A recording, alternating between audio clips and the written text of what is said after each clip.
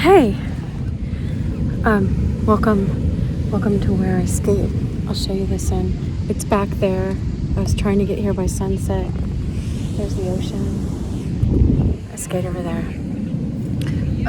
I have these headset in. Hopefully you can hear me well. I didn't want to be yelling. I want you to be able to see the ocean though, so I think I need to get closer. The sun was just like out and shining, but then once I got closer to the beach,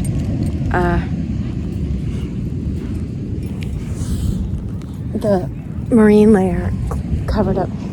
Sometimes it comes out at the last minute. So let me get over here.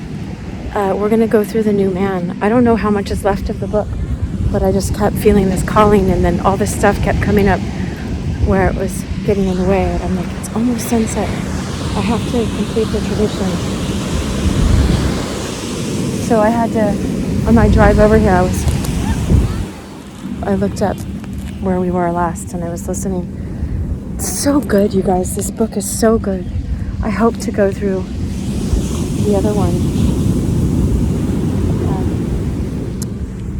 I forget the name of the other one. Alright, let me take my shoes off and I can just put the phone on that so that we can do the tradition of me not having to be in the video.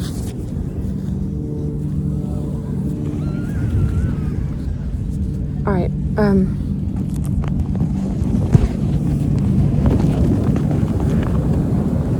one time I just had part of the sky, I think. I'm sorry about that, guys. I'm just winging it here. Because, I love this, though. I really love it.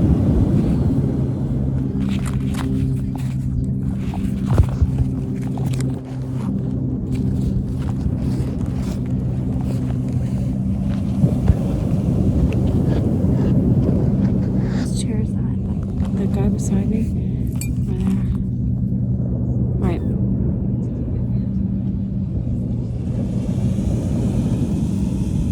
I can hardly see the waves. Where I am, there's like a big sandbar, see? But the waves are gonna come up. Alright, I'm just gonna hold it for now.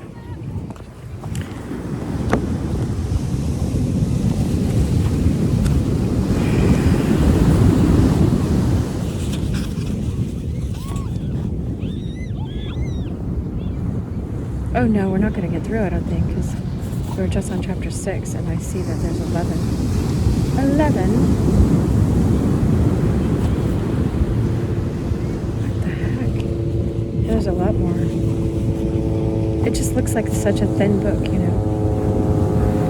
So here's chapter 6.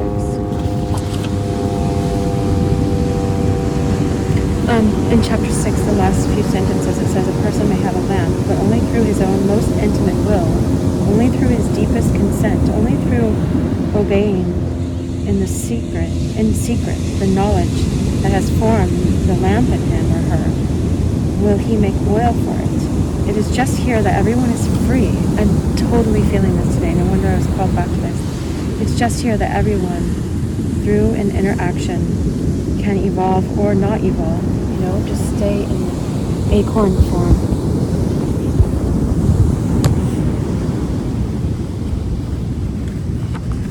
It's not from just pretending to be religious, but it's like applying these truths to with your will. He was talking about water is the truth, and the spirit of a man is his will, or a woman. So applying it in your innermost will, you know, when you yield, surrender to God, like Mary, you know, saying, be it unto me according to your desire. Oh, look at the sun. Oh, it doesn't zoom in. It's so cool. It's all glowy. Right there. Maybe you can zoom in on this picture. It's like apocalyptic. I can't zoom in when it's selfie mode.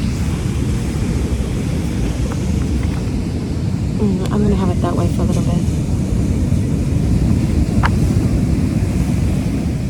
So we'll at least get the sunset. Alright, so Simon Peter in the Gospels, chapter 7. Well, I just went to the Mass.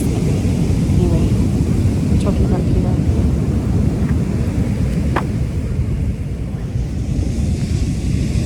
Simon Peter is one of the few disciples spoken of in some detail in the Gospels. His character is given in clear outline, although this is not apparent unless the inner meaning of all that is said about him is understood. And in this connection, some understanding of the language of parables is necessary. Peter's name originally was Simon. He and his brother Andrew were the first disciples to be called by Christ. Their calling is described as follows. And passing by the Sea of Galilee, I've been there. Oh, look, here's the sea. It looks like this. This is the ocean. It looks just like that.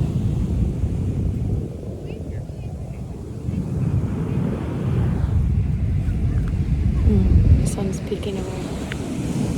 Alright. Sea of Galilee, Jesus saw Simon and Andrew, brother of Simon, casting a net in the sea, for they were fishers. And Jesus said unto them, Come ye after me, and I will make you to become fishers of men. And straightway they left the nets and followed him. So they must have had an inner, the vibration of who they are inside was awakened, to recognize Christ on some level, at least to follow him, to see. I think in another gospel it says some of the disciples of John the Baptist saw Jesus being baptized, and so they had heard. I'm not sure at the moment. All right.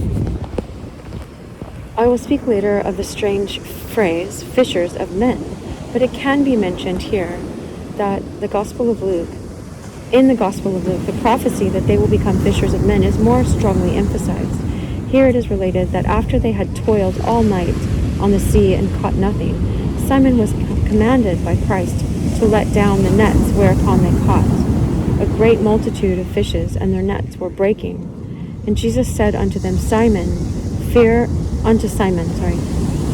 not, from henceforth thou shalt catch men. It is clear that some analogy exists between fish and men in the language used in this incident. And that was the age of Pisces when Christ was here. Now they say we're in the age of Aquarius. I see people roller skating. I can't tell if that's one of my friends. Anyway, I came straight here for you guys and gals. What a treat that we get to be here and go back to this.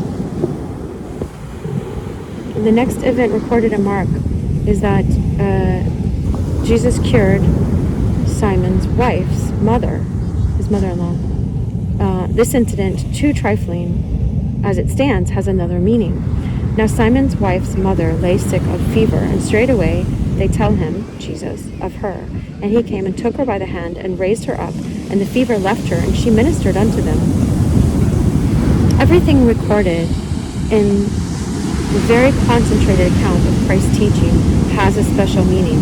This is not a sentence, there is not a sentence, not a single word in the Gospels that has not meant totally beyond the literal meaning. You will notice here that Christ raised her up, that is, she was laying down, and that she, quote, ministered unto them. This has its own meaning. Lying down is used in the language of parables in the sense of lying prone mentally as if asleep, and standing up in the sense of beginning to awaken in the mind.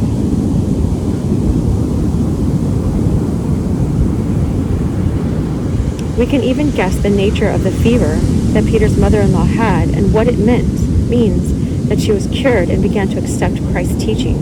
But the incident has a still deeper meaning that has no connection with Peter's mother-in-law, for mother, father, mother-in-law, father-in-law, wives, husbands, brothers and sisters, and so on, all psychologically in the ancient language of the parables denote different sides of a man, of a woman, of a person, different affections, different inner relations in himself, in herself, to herself, in yourself, to yourself, different ways, like the mother-in-law part of you, whatever that represents, the archetype of mother-in-law within yourself, to different levels of himself. So different inner relations in himself, to himself, to different levels of himself. Just in the same way, a newborn baby or a little child may, in the language of the parable, stand for something new and precious, starting in a man, such as a new understanding, a new feeling, or new thinking, something just beginning in him, something that must not be hurt, must not be offended.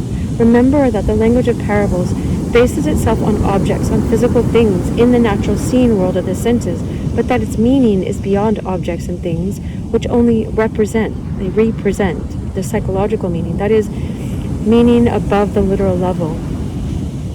It is related in Mark that when the 12 disciples were appointed by Jesus, Simon he surnamed Peter.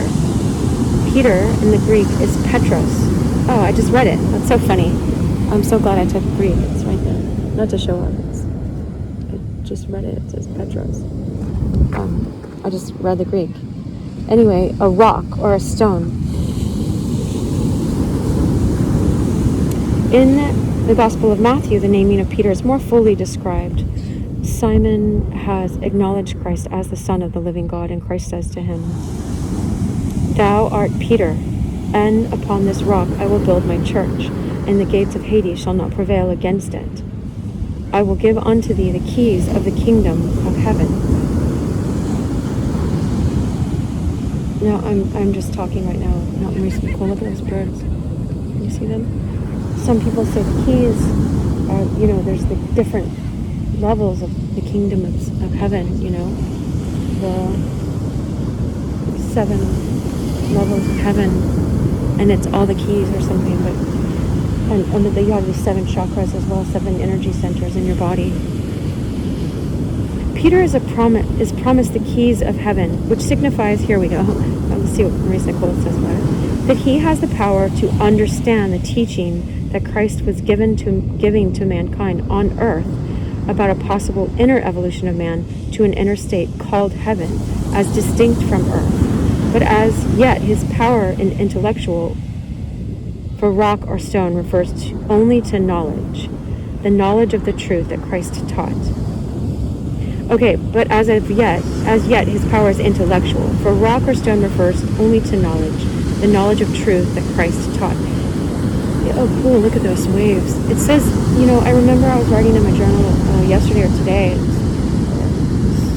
recently, that it said the Holy Spirit will lead you into all truth. I think I wrote that this morning. It's like I was writing promises, So I think, more than just intellectual truth, the Holy Spirit will lead you into more. And some people say that John was the mystic teacher of the mystic understanding of the Gospels, and Peter was like, the stones of Moses, the stone tablets, like just the intellectual, not just, but it's like it has to kind of have Christ is the cornerstone, so there's nothing wrong with the intellectual knowledge, but okay, so he is mentally adequate, but as yet his belief in Christ is through Christ and not in himself. In this sense, he is comparable with the second category defined in the parable of the sower, where the man sown on rocky ground, we did that in previous chapters, is described who receives the word of the kingdom, the teaching of a possible inner evolution of man. He receives it with enthusiasm, but has not roots in himself, so that when the tribulation arises, he stumbles. He receives the word intellectually, hence the reference to rocky ground. The stones are like Moses got the law on the tablets of stone, because they couldn't understand it in spirit. They weren't yielding in spirit to the highest level. They had to have it written in stone. These are the rules, But anyway, it says, where in that parable it's sown on rocky ground, it's described as someone who receives the word of the kingdom, the teaching of possible evolution of men with enthusiasm, but has not root in himself, so that when tribulation arises, he stumbles. He receives the word intellectually, hence the reference to rocky ground. He receives it as knowledge. And this is also shown in the fact that when Peter saw Christ, whom he regarded as a king who would establish a kingdom on earth, being led away to the crucifixion, he denied him. His egotism or ego mind couldn't understand that was the way, the path of the cross. This is what they were just teaching in my mass, like right before this. They couldn't, the cross becomes like a stumbling block. They just wanted him to be king or Messiah now, or their idea of what the Messiah meant, like change everyone mystically now, or take over the rule over the Roman government or whatever, so he saw him as a king. So he receives it as knowledge. And this is also shown in the fact that when Peter saw Christ, whom he regarded as a king, who would establish a kingdom on earth, being led away to the crucifixion, he denied him. He is always shown as passionate, violent, and undeveloped in his emotions. He had no emotional understanding, though he had apparently an intellectual grasp of the teaching. We must picture him as a hot-tempered, enthusiastic man, listening eagerly to everything Christ taught his disciples in private, remembering what was said, impatient of the others, with his whole emotional nature fastened on the actual visible person of Christ. He imagined himself capable of an undying loyalty to the person of Christ. He caught his teaching at one level, but did not see as deeply as probably some of the others saw it. Some people say, John, it's shown that he saw it on a different level because he got to the tomb first, when they were running. John outran Peter. Anyway, so he caught his teaching at one level, but did not see it as deeply as probably some of the others saw. Hasty, quick, intellectually brilliant, violent, full of self-love, he was a man whom Christ recognized as being capable, after great suffering, to take hold of the teaching eventually from himself, from this root within himself, Christ saw him as a man at present without root in himself, but capable of having a great depth of root after he had been given the shocks to his own nature that were necessary. And the shock of the crucifixion was the greatest shock of all to him and to the disciples in general. Imagine what they felt when they witnessed Christ led forth to die the lowest kind of death, the death reserved only for criminals. How many of the followers of Christ must have felt there could be no real truth or meaning in the teaching they had heard if such a fate awaited the teacher? Since Peter could not value the teaching apart from the person of the teacher, that is, he had no root in himself, but he was only outwardly dependent. But he was outwardly dependent. Christ warns Peter about his inability to attain the teaching apart from the teacher. This occurs when Christ foretells his death. From that time, Jesus began to show unto his disciples how that he must go into Jerusalem and suffer many things of the elders and chief priests and scribes, and be killed, and the third day be raised up. And Peter took him and began to rebuke him, saying, Be it far from thee, Lord, this shall never be unto thee. But he turned and said unto Peter, Get thee behind me, Satan. Thou art a stumbling block unto me, for thou mindest not the things of God, but the things of men. He's stuck in the ideas of men, in this physical realm, and not seeing these higher truths. That was from Matthew XVI 21 through 23. You do the math. What is that? 16. And you must understand that all these incidents concerning Peter have their significance in regard to the kind of man Peter was. And Peter represents the church, most people. I'm just saying that. He didn't say that. In one way, he was like Nicodemus, who could only believe through the seen miracles, and was told by Jesus that the whole thing lay in being reborn internally and not in matters belonging to the evidence of the senses. He was like, what? Do I enter my mother's stomach? I can't do that, Nicodemus said that. It is true that Peter was cast in bigger mold than Nicodemus, but Jesus expressly tells him that he has no real faith. He says to Peter, Simon, Simon, behold, Satan asked to have you, that he might sift you as wheat, but I made supplications for thee. Thank God that Christ prayed for all of us as the body of the church, that thy faith fail not, and do thou, when once thou hast turned, establish thy brothers, help them be established once you see. And he said unto him, Lord, with thee I am ready to go, both to prison and to death. And he said, I tell thee, Peter, the cock shall not crow. And, at the dawn, they had a person that was called the cock crowing, and also there were roosters or whatever, but I heard from someone else, some Jewish people were telling him that there was a person that woke up right before dawn and read part of the scripture or something. I think that's a dolphin out there. And he would blow a certain horn to remind you this day, remember these deep teachings, So before that person did that in the temple where Jesus was being, betrayed at that moment by the high priest and stuff, before that cock shall crow this day, and you're gonna, he says, The cock shall not crow this day until you shalt thrice deny that thou knowest me. Like, I don't even know that man, you know? I wonder what that is, if that's like a duck or something. Or some kind of bird, I mean, not ducks. Anyway, in the Gospel of John, the incident is related differently. Simon Peter saith unto him, Lord, whither goest thou? Jesus answered, Whither I go, thou canst not follow me now. That was in Luke 22:31-34. But thou shalt follow afterwards. And Peter said unto him, Lord, why cannot I follow thee? Even now I will lay down my life for thee. And Jesus answered, Wilt thou lay down thy life for me? Verily, verily, I say unto thee, the cock shall not crow till thou hast denied me thrice. That's John 13:36-38. Here, Christ foretells the change in Peter when he says, You shalt follow me afterwards. The cock signifies awakening. The thrice means denial in the full extreme. You know, when you do something 3 times, like Jesus was in the tomb 3 days, or Jonah was in the whale 3 days, it means this thing is completed. He was on the cross. He was, in the tomb 3 days. It means this thing has been completed, you know, so, or what he just said, that he's going to deny him 3 times, it means you're going to fully deny me. Peter would not awaken until his own self-feeling about Christ was destroyed. When he realized how fully he could deny Christ, that's when he awoke. The cock crew. It is said in Luke that Peter wept bitterly when the cock crew, and Christ turned and looked upon him. He wept because the teaching of Christ became at that moment emotional in him. He saw himself in the light of the knowledge he had been taught. He saw the distance that lay between what he knew and what he was. In place of merely knowing, he began to understand, you know.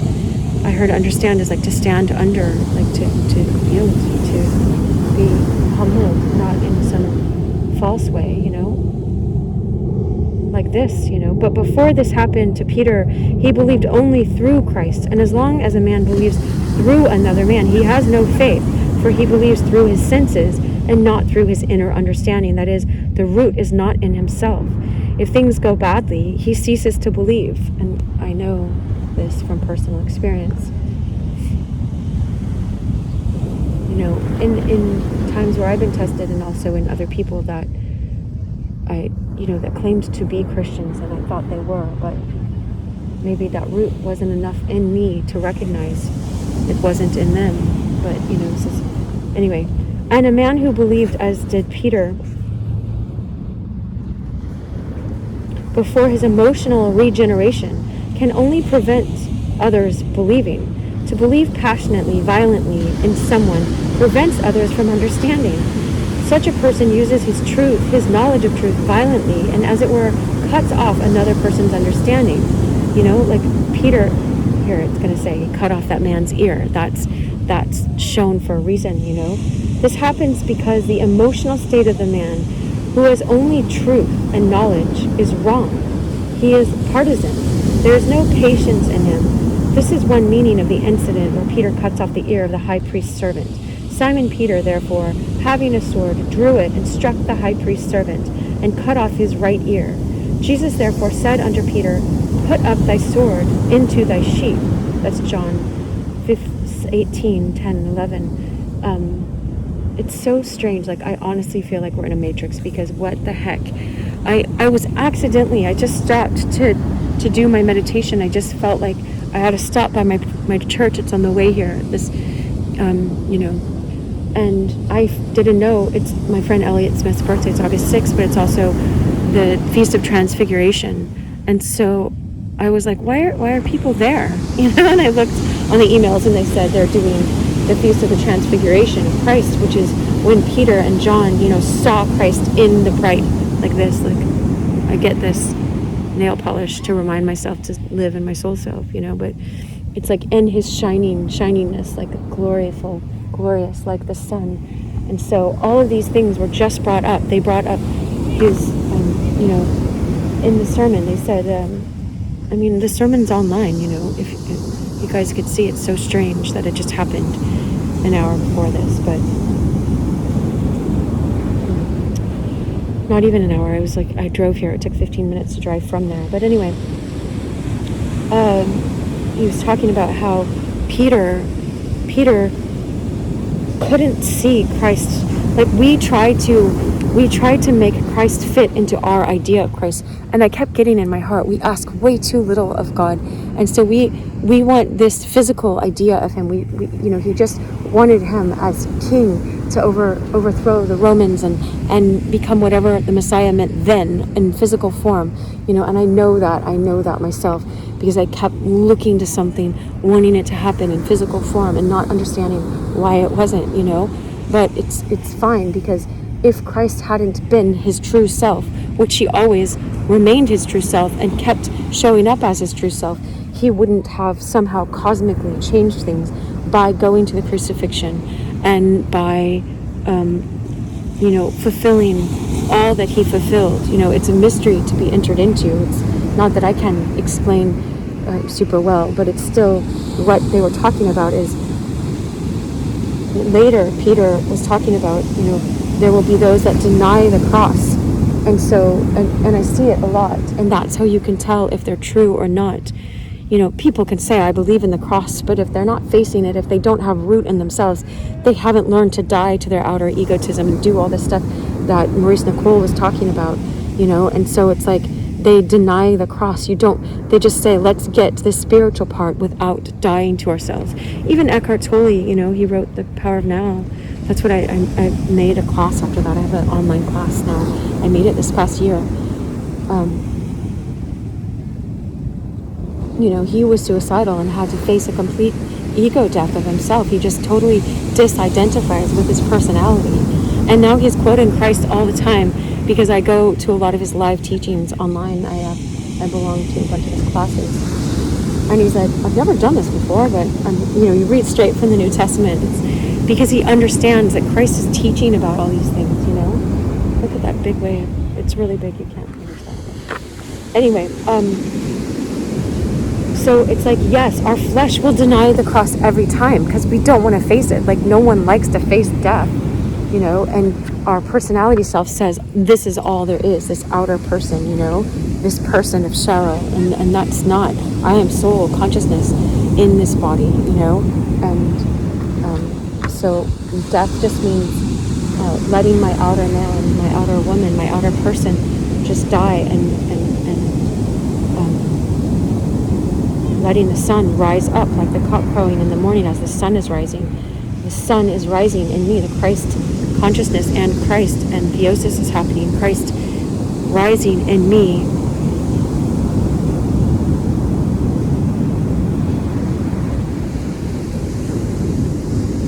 I'm coming home to my true self as I let my outer self die.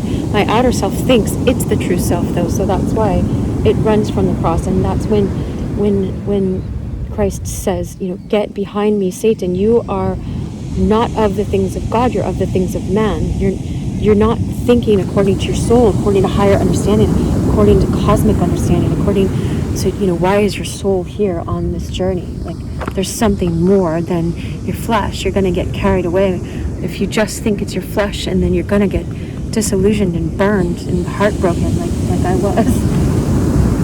Wait.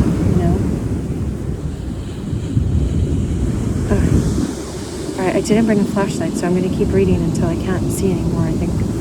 In another gospel, it said that Christ touched his ear and healed him. That's in Luke. Sword. The sword means truth fighting. See, so Peter was fighting because he only knew it externally, so he's trying to prove it to other people externally. That's why I'm like, only people that somehow find these classes, I'm not pushing these classes out to anywhere. I announce most of my videos. I try to remember to announce them on Twitter, so it's out there that this came out. The people, I guess if you subscribe to me, you'll see it. But this is a series. If you don't know, if you're watching this for the first time, this is called The New Man by Maurice Nicoll from, I don't know what year, 18 something. Okay, the sword means truth fighting, and the ear is always used as the emotional understanding in the gospel, as in, blessed are those who have ears to hear. etc., who have ears means psychologically the power of emotional hearing. Jesus rebuked Peter and told him to put up the sword and restored the man's ear. All this has a meaning totally apart from its literal sense-based meaning.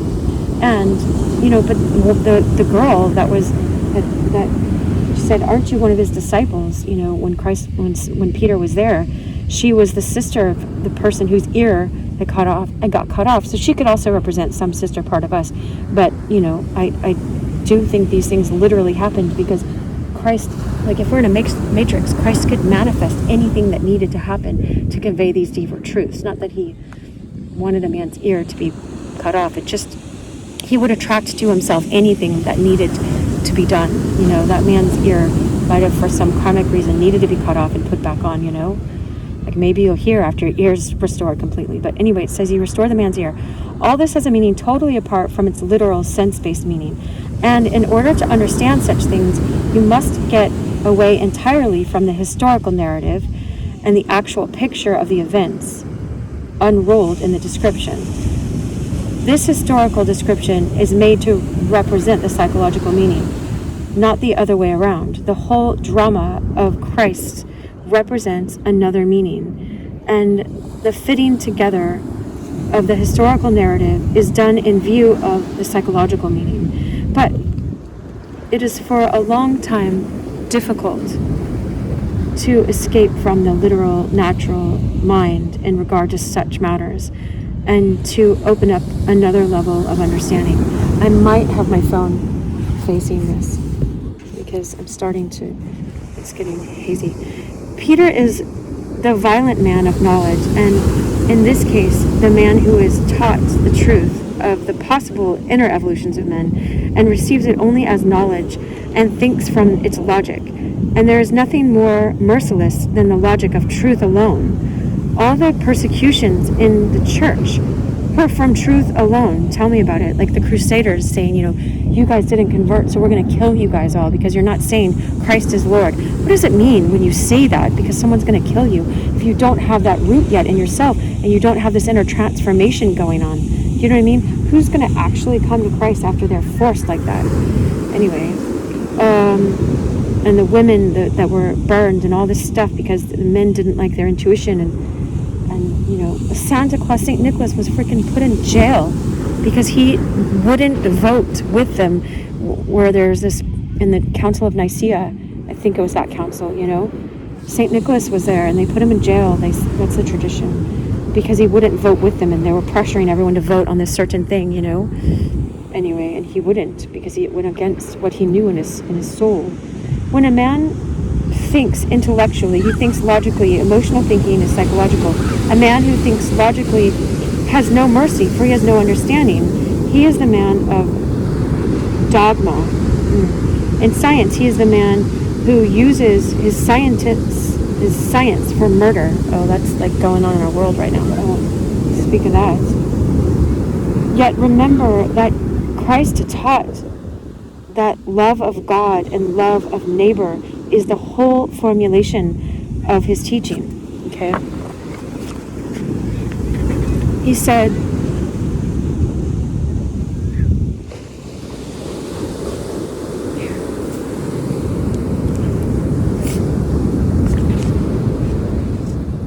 one second, I have an itch. Thou shalt love the Lord thy God with all thy heart and with all thy soul and with all thy mind. This is the first and greatest commandment. And a second like unto it is this: thou shalt love thy neighbor as thyself. On these two commandments hangeth the whole law and the prophets. I love that it says hangeth, because Christ hung on the tree, and I just did the spiritual meaning. Or you guys can find it. It's on if you're on YouTube. I don't know where this video is all going to go in the future.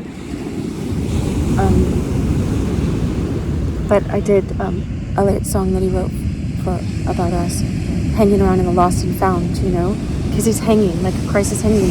You have to hang and get lost in order to be found, and lose yourself and lose your outer identity and feel like you're going to actually die because you don't know yet your soul self. So you're dying, you're letting something die, and you don't know yet this inner being. And so he called it, he said, here we are, like, this is such a simple place, just like this, passing time can't erase. This is such a simple place, passing time can't erase. Don't go home, my little angel. Don't go home, Angelina. Stay with me. Paint tomorrow blue. Anyway, you know what? I don't talk about it much on my YouTube channel. I put it on. I have this new set called Your Soul Songs. I'm not trying to just plug it. I'm just saying that's where it is, because I'm doing teachings now that people can buy, so I can get paid to do this full time instead of my other job. And this is just where I feel called, and so I'm going out on a limb. For sure I am, because I'm not getting my income of just staying in my office. But anyway, I do a teaching on that. That song is called Lost and Found by Elliott Smith, and it's on Your Soul Songs, songs.com. All right, so I'm going to do this here. Because Peter was a man of knowledge and not yet emotionally awake, he could not forgive. To forgive comes from emotional development. Only through emotional development can we cancel the debts of others, forgive us our debts as we forgive the debts of those against us, who've trespassed against us. All emotional development means to develop beyond self-love and all its absorbing interests to the stage of love of neighbor. That's a higher stage. Wow. It's typical of Peter to ask Christ, Lord, how often shall my brother sin against me and I forgive him? Until 7 times? And Jesus answered him, saying, I say not unto thee until 7 times, but until 70 times 7. Then he addresses the following parable directly to Peter, because 70 times 7 means like if God created the earth in 7 days, that number of 7, whatever you understand in creating the earth and all that. And 7 is like a fullness of time in a way, or there's the 7 chakras again, but 7 times 70. I read in some Jewish Torah that 7 times 70 means like more than you can count or something. It's more than I can count right now. All right. So Christ told him, therefore is the kingdom of heaven likened unto a certain king, which would make a reckoning with his servants. And when he had begun to reckon, one was brought unto him which owed him 10,000 talents. But forasmuch as he had not wherewith to pay, he didn't have money to pay, his Lord commended him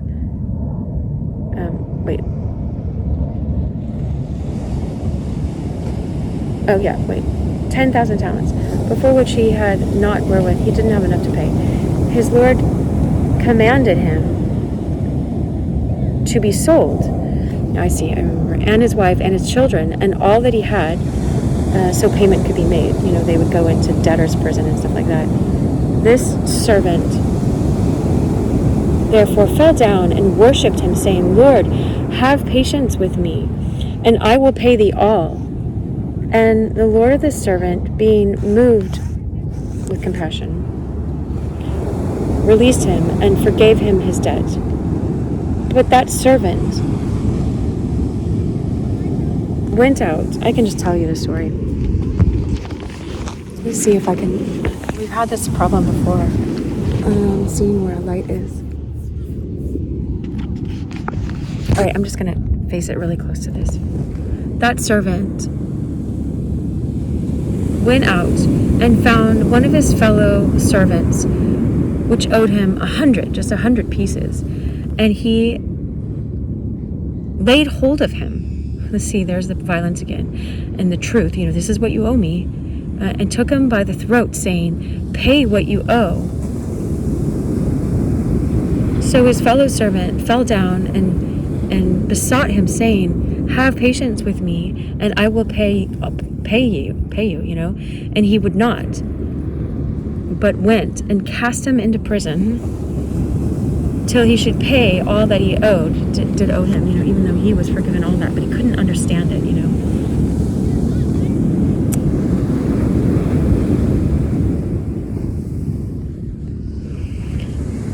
right, all that was due. So when his fellow servants saw what was done, they were exceedingly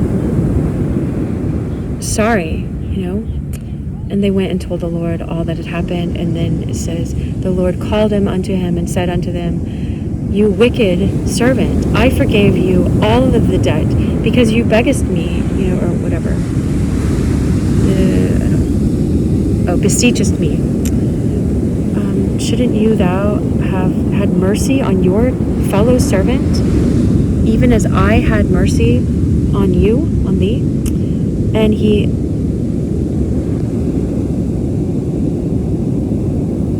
And his Lord was wroth and delivered him to the tormentors until he should pay back all the debt that was due. So shalt thy heavenly Father do unto you, if ye forgive not everyone is brother from your hearts, right? From your hearts. That's in Matthew somewhere. I'm going to walk to the light, but I can talk about that while I walk. Walk to the light. Isn't that awesome? All right, so bye, ocean. For now, moving there. Okay, so about that, because I was just given some insight about that in one of the other teachings. So you guys are getting this free. You're getting a lot of the teachings that I'm charging money for on the other side. It's just going to be thrown in here because I love this book and I'm so glad that I was called to teach it here. And I had the other teachings I did have for free on YouTube, the old ones, not the new ones, because I just was called to make them. So the people that were here first and subscribed and stuff got to listen to them. They don't know the magic that was in them, Magic just means able, mage, able. You become more able because you're living from a higher consciousness, a higher vibration than that of mere mortal, It's like Hercules was half god, half man. And again, the Orthodox say that, God became man so that man could become God, that theosis could happen in you. But it's just a possibility right now. It's kind of like, I always bring it back to dating or men or whatever. It's funny.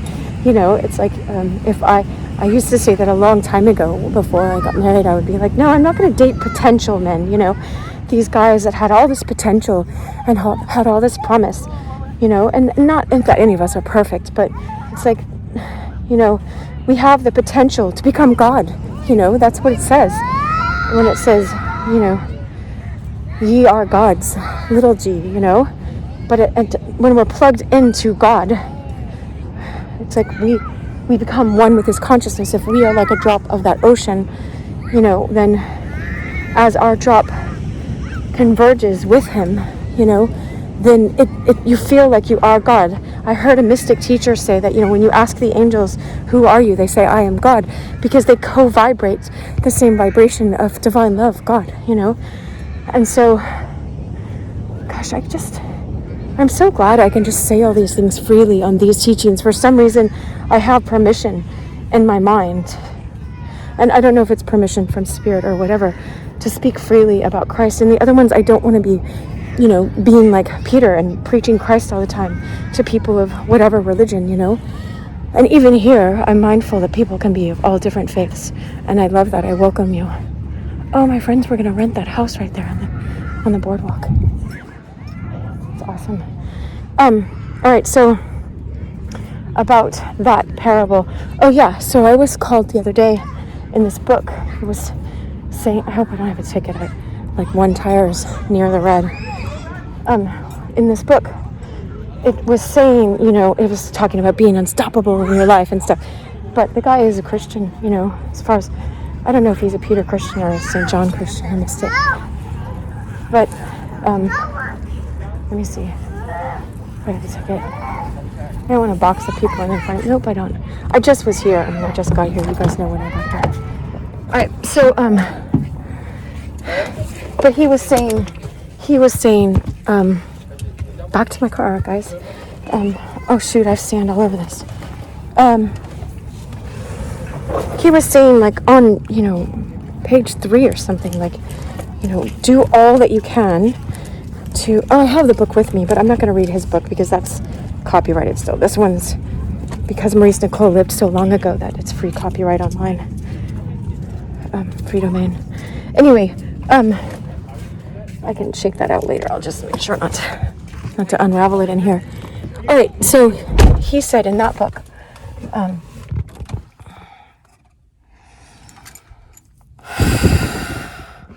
don't want you guys just looking at me.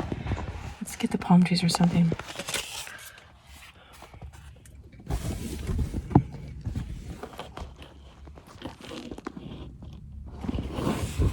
Anyway, whatever, it doesn't matter. He said in that book about forgiveness, about how, and I'm still just speaking as a psychologist for a number of years. But if you need professional help, then go get that. I always say that, it's all blurry. That's okay. So,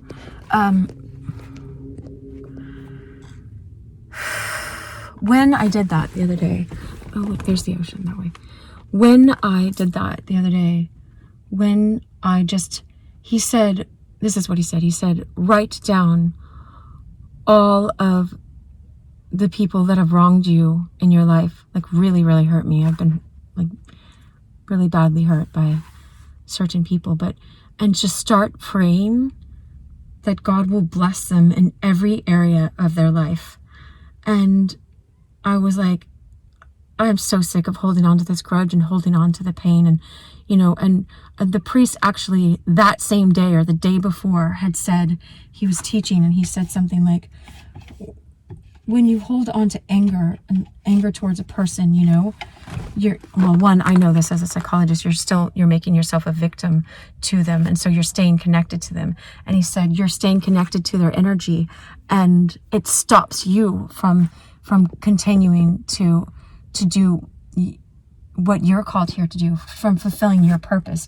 It blocks you from doing that. You see how it would, because if you say, give us this day our daily bread, and we only have a certain amount of energy every day, that energy is being used up by your anger towards them, and you're insisting that you're a victim when you're not a victim. Through Christ, through a deeper understanding of Christ, you can forgive them,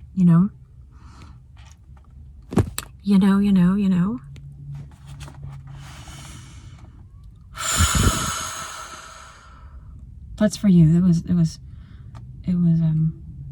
And it was amazing when I started sincerely doing that, praying for like the worst things you can imagine of people, I just prayed that God would bless every single area of their life, and it just freed something in me. And I started getting all these visions in my mind after I did that. I didn't know that was going to happen. I'm not saying it's going to happen for everybody.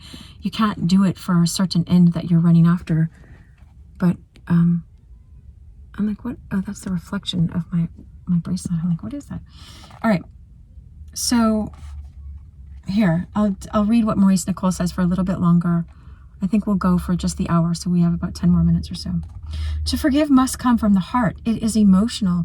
When a man has the love of goodness in him, he does not judge from the love of truth alone. You go back to singularity. That's what it brought me back to, the oneness. You're one with God. And so what they did, you really, really can see as you pray forgiveness for them, that forgive them, they know not what they're doing, that they were in ignorance. But you're not excusing them. If you're excusing them, that's sidestepping forgiveness, because it's like dying to yourself to forgive them. It's not admitting that you were worthless and you were meant to be walked on and abused in that way. It's not saying that at all. That's why it's really deep. When a man has the love of goodness in him, he does not judge from the love of truth alone. The man of truth is morose and gloomy. Yeah. He sees everything logically. And truth alone judges us all and condemns us all. Only mercy can find a way out, and that mercy must begin with others. Forgive as we forgive others. Forgive us. That's what it is. Sorry. It says forgive us. I can read it now. It just says forgive us as we forgive others, as it is said in the Lord's Prayer. Peter was a violent man emotionally. His emotions were mechanical emotions. Mechanical love and conscious love are very different. Thank the maker that he's saying this. You know, you can have a mechanical love and be like, I love you. You know, it's not like, you know, it's mechanical. You don't realize you are asleep, but you're just going through the motions and saying, I love this new person, and I jump. You know, C.S. Lewis describes it like you jump into this pool and you love that sensation of swimming at first, and then you get bored and you have to get on the diving board and dive again because you're just addicted to that outer feeling of pleasure. You know, you're pleasure seeking. And when that person can't bring you pleasure anymore because you're running away from your inner pain because you didn't know that you can bring healing to it. Christ can heal you. God can heal you. And you didn't know that. Then you're just loving mechanically, which means you're on automatic. You're loving the way your parents taught you. So it's like love with a little L and not even real love. It's just habit, and you're going into old habits, and you're reacting from old triggers, and you aren't getting conscious about how you are a soul here, and you have power over this, and God can give you everything you need to truly heal and truly forgive. Mechanical love and conscious love are very different. In life, people love mechanically. This mechanical love can easily turn to hate, and so to denial. Conscious love cannot. Through mechanical love, I tell you, I know what I've experienced with Mary is because I went to her grave and I experienced her on a different level. I'm not saying you can't. You can. I get fogged up. She has a love that is not mechanical, that lasts, you know.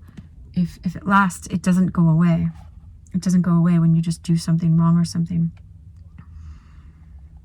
You block it when you're not aligned. You block the experience of that love.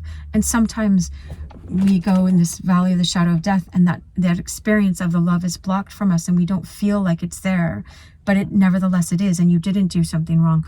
Another time we did, and we're not aligned, and so we're not experiencing love because we turned our back to it without realizing or with realizing it, because we insisted on something less, like Peter was insisting a different Christ instead of the cross, you know.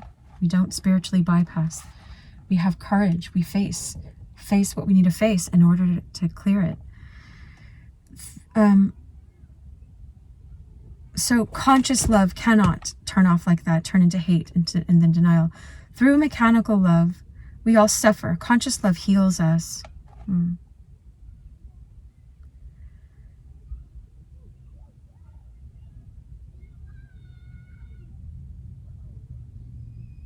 Peter's love for Christ was mechanical love, not conscious love. Therefore, Christ tried to show him the nature of love. In the passage, which I am now going to quote, 2 different words are used in the Greek. Oh, I love this. To express the 2 different kinds of love, mechanical love and conscious love. But in the translation, no distinction has been made.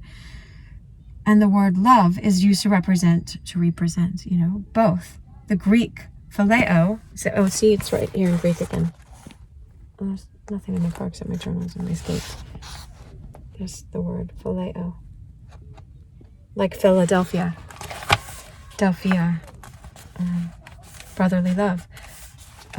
Philos. Anyway, the Greek philo and the Greek agapeo. Agape, you know. Here it looks like this. I'm glad I can read Greek. Just saying, it's a bonus. Give me a thumbs up if you got to this part and you're really stoked that I can read Greek for us. Because he doesn't write it in English. You know, there's no footnotes at the bottom here. Anyway, in speaking to Peter, Christ twice uses the word agapeo, expressing conscious love. But Peter uses the word phileo, which refers to ordinary mechanical love, you know. In quoting the incident, I will emphasize the distinction by altering the translation. Okay, so this is why the translation's altered. Okay. Jesus said to Simon Peter, Simon, son of John. A different John, you know. Lovest thou me consciously more than these? And he saith unto him, Yes, Lord, thou knowest that I love thee mechanically. He said unto him, Feed my lambs. He said unto him again, a second time, Simon, son of John, lovest thou me consciously? He saith unto him, Yea, Lord, thou knowest that I love thee mechanically. Phileo, He said unto him, Tend my sheep. He saith unto him the third time, Simon, son of John, lovest thou me mechanically? Now Jesus said, Do you love me? Phileo, mechanically. Peter was grieved because he had said unto him the third time, Lovest thou me mechanically? Because on the third time he said, okay, fine, do you love me mechanically? And he said unto him, Lord, thou knowest all things. Thou knowest that I love thee mechanically. Jesus said unto him, Feed my sheep. So it was like, feed my lambs. Feed my sheep. Oh, tend to my sheep and then feed my sheep. There's something in that, obviously, but Peter could not understand what Christ meant. An earlier incident relates how Peter walked on the waters and began to sink. This is described in Matthew. The disciples were in their boat in a storm and saw Jesus walking on the water towards them and were afraid. But straightway, here's the quote in the Bible, in the scriptures. Jesus spoke unto them, saying, Be of good cheer, it is I, be not afraid. And Peter answered him and said, Lord, if it be thou, bid me to come to thee upon the waters. And he said, Come. And Peter went down from the boat and walked upon the waters to come to Jesus. But when he saw the wind, he was afraid, and beginning to sink, he cried out, saying, Lord, save me. And immediately Jesus stretched forth his hand and took hold of him, and saith unto him, O thou of little faith, wherefore didst thou doubt? Why did you doubt? Matthew 14 something. All right. So it's clear that this passage means, in its deeper non-literal sense, that Peter had little or no faith. The origin of faith is from seeing internally the truth of a thing independently of any corroboration afforded by the evidence of the external senses. Thank you, Jesus. It's like I've had to completely walk blind and trust that my living will be made, that my future is taken care of, that other people are taken care of, that the people I pray for are in God's hands, I know it is for you guys as well, but it's like, he'll take you through this place if he's training you, to take care of his people, then he's going to train you, and you're going to go through these blinding times where you have to trust not on your outer senses. And anyway, I've had nothing. I got nothing except Christ. It's so great though. Now I think it's great. It was very, very, very painful at the moment. And I'm sure other pains might come, but I don't want to make them, Anyway, Peter believed through, remember, so the origin of faith is from seeing internally the truth of a thing independently of any corroboration afforded by the evidence of the external senses. Peter believed through the visible person of Christ and not from anything in himself. The teaching given him by Christ was not yet something distinct from the visible Christ towards whom he felt such passion of loyalty, and so it had not reached that level in himself technically termed faith. Faith is not blind belief, but seeing for oneself the truth of a thing. And faith is not believing from the senses, from flailing loudly in a church and, all over the floor or whatever, or just having a mystic experience, even though mystic experiences help me know these things internally. But the kind of truth that Peter had was not strong enough to support him, for its origin was not in him, but outside of him, in the person of his teacher. So his truth, not being of the order of faith, could not support him. Water, in the language of parables, refers to a certain kind of truth, not truth in general, or the source of truth. Moses struck water out of the rock. Water is truth related to men in the form that represents the truth or knowledge about himself in connection with inner evolution or rebirth, born of spirit and of water. But as such, it is not living, that is, it is not living water. Christ said to the woman at the well, you will have in you a well of living water, Faith makes such truth living, or rather it is the starting point for faith abstracted from senses and builds itself on another side or in another part of a man, distinct from the side or part governed by the limited external instruments of sense. The knowledge, the truth in Peter was still wrongly based. He did not see its inner meaning, having always his eyes eagerly fastened on the outer Christ. the beloved Christ that his sense revealed. When he sought to trust himself to this kind of truth, he failed. This is all mechanical love still. Such truth did not support him, when he was walking on the water, save for a moment. And so he is told that he had no faith. He did not really understand the meaning of all that he had been taught as yet. That came later. He tried to walk on the basis of his truth, and sinking, had to cry out for the support of Christ. Christ is faith, And so I'm going to wrap up in a little bit. The external world has more power over him than the internal. That is, the external meaning had more power than the internal meaning. For this reason, it could not hold him up. Immediately, difficulties arose. Immediately, the winds blew and the waves rose. I remember Red Elk, this Native American Christian shaman that I met. He said, he said to Peter, "You have little faith, or no faith," or whatever. He's like, "What about the men in the boat that didn't even get out to try to walk on the water?" He was saying, at least Peter went out there, and when we try and sincerely go for it, then it will reveal the lack of faith. And then we go to Christ and we say, "Christ, give me true faith." This inner change, this true change, not just words of a dogma, following some outer prayer. I would never go to my church if I couldn't understand these things internally, if I'm not translating the whole time and listening in my spirit what God is revealing to me, because then I don't want to be just caught up in outer emotions, and think I went to church, therefore I'm faithful and spiritual, but they're always speaking about these same things, lo and behold, and they really deeply encouraged me when I felt very lonely and isolated. They kept being faithful and really loving to me, really, really loving, sincerely loving on the level which they can, which is not all mechanical. Anyway, immediately difficulties arose. Immediately the winds blew and the waves rose, for he lost sight of it and began to sink, of the Christ, right? All this means internally in himself, life and the teachings of Christ were mixed up and not yet separated out.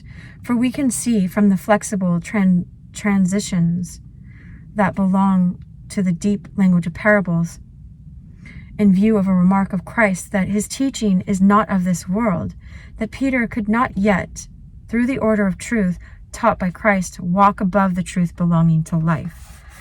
The change in Peter's emotional development is shown in the final incident concerning him after the resurrection of Christ. It is related that Peter said to the other disciples, "I go a-fishing," and some of the other disciples went with him. Oh, I have to read because it's so good. And they fished all night but caught nothing, right? Oh, there's only one more page after this. But when day was now breaking, Jesus stood on the beach. Howbeit the disciples knew not that it was Jesus. The resurrected Christ, you couldn't recognize that it was him until he revealed himself. It's so cool. There's something really deep in that. Like you might not, Christ might be showing up right now in me to you, but you don't recognize it until your inner man, your inner woman, your soul self is awakened, and then you recognize the Christ in me, and that's what we're drawn to, So anyway, Jesus will reveal that to you. Jesus therefore saith unto him, Children, have ye aught to eat? And they answered, No. And he said unto them, Cast your net on the right side of the boat, and ye shall find. And they cast therefore, and now they were not able to draw it for the multitude of fishes. That disciple therefore, whom Jesus loved, John, the mystic one that has a deeper understanding, said unto Peter, It is the Lord. So when Simon Peter heard that it was the Lord, because he revealed himself, because he had said that exact thing before, and he told them they would be fishers of men. And when he borrowed their boat before to go teaching, they had been out all night and not caught, and the same thing. Anyway, he girt his coat about him, for he was naked, and cast himself into the sea. But the other disciples came in the little boat, for they were not far from the land, but about 200 cubits off, dragging the net full of fishes. So when they got out upon the land, they see a fire of coals there, and fish laid thereon, and bread. Jesus said unto them, Bring of the fish which ye now have taken. Simon Peter therefore went up and drew the net to the land, full of fishes, 153. 153. There's a meaning in that number. And for all, there were so many, the net the net wasn't rent, it wasn't torn, you know. Your net will like supernaturally expand as this is a saying for me too internally, as our ministry grows, like as thousands of people come here and maybe millions or whatever, maybe not more hundreds and thousands and all that, your net won't tear because God magically grows it, like sort of like the ring that Frodo had, you know, and other magic things. Like the oil that wouldn't run out for the woman in the Old Testament. Anyway, and the fish when Jesus kept multiplying them.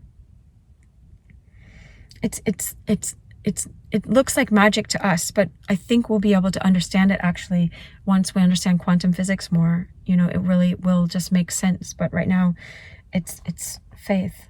Anyway, so Jesus said unto them, "Come and break your fast."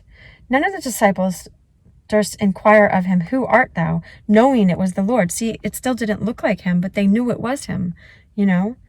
And Jesus cometh and taketh the bread and give it to them, and the fish likewise. That's John 21. This incident contains many ideas. Behind its outer form lie many meanings. To take it literally is to take it on one level only. You see, can you suppose that precisely 153 fish were caught? I can, because Christ can manifest that easy. But Maurice Nicoll didn't. They didn't talk about manifestation back then, but they had really deep inner schools of knowledge that we have forgotten. You know, that's where this transformation can take place. But can you suppose that the second that Peter was naked and then girt his coat about him before he cast himself into the sea is to be taken literally? Why record such a trivial and at the same time such a curious incident? Peter had denied Christ, having only belief, and so being stripped of faith. So he is shown here as naked. The armor of faith, you know, it says later, put on the armor of faith. The covering to the mind that enables a man to think clearly beyond the senses and to live untouched by the events of the world and stand fast in another interpretation of life was lacking in him. You see, he couldn't see from that higher place. He didn't have this shield of faith, the cloak of faith, you know. So Peter was naked, but hearing from John that Christ was present, he sees the coat of faith he had discarded and approached Christ again.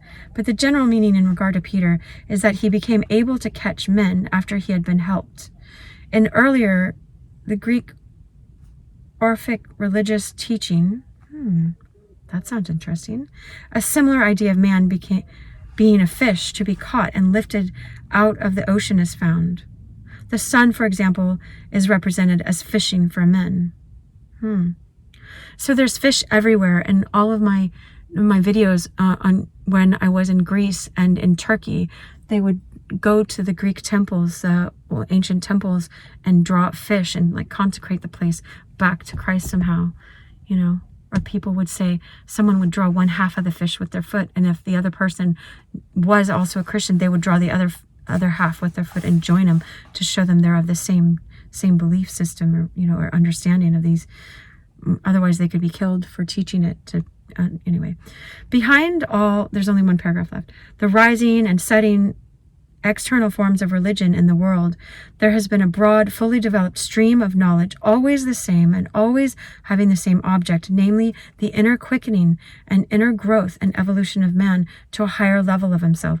This is why I'm making your soul songs, because I'm teaching you that. You hear it in pop songs, because pop songs go to the higher realm in the heavens of love, and they're speaking of love. And some better than others, you know, I think.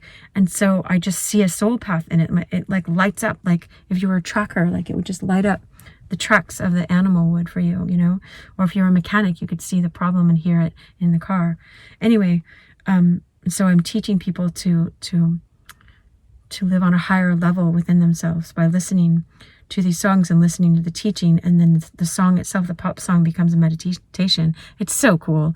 I'm so stoked about it. Like it's like some magic Mary Poppins gift or Jedi gift that showed up in me out of necessity, out of the pain that I was in. But anyway, so similar ideas outcrop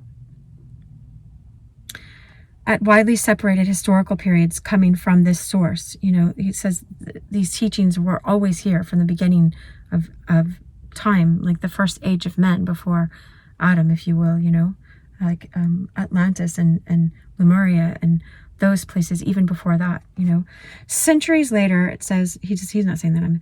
In the legend of the Holy Grail, said to have been the cup in which Christ's blood was caught by Joseph of Arimathea, the Fisher King appears. To catch men from the sea is to lift them out of the service of nature, to bring them to the realization of another, more conscious world in which they must learn to breathe by means of another order of truth. Peter has become a fisher of men. He fulfilled Christ's prediction, from henceforth thou shalt catch men, you know, because it's like I saw something when he was saying that, to lift them out of the sea is to lift them out of the service of just your natural self.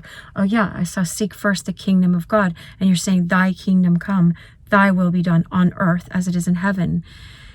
You know, let this heavenly realm in me be awakened, so I seek after the development of my soul self, instead of being caught up in stupid flesh things, you know, that just rob us and enslave us. You know, that, oh, it's just 11 seconds when I said that. They pretend that they're going to be our saviors and rescue us and give us the love that we were always longing for from childhood. But actually, you know, they keep us stuck. Unfortunately, because that teaches us not to keep looking to them, you know. All right, I'm not being self-righteous, because I'm having to learn all this stuff myself all over again on more and more different levels. All right, I wish you so much love. Bye. Thanks for being here. Share this.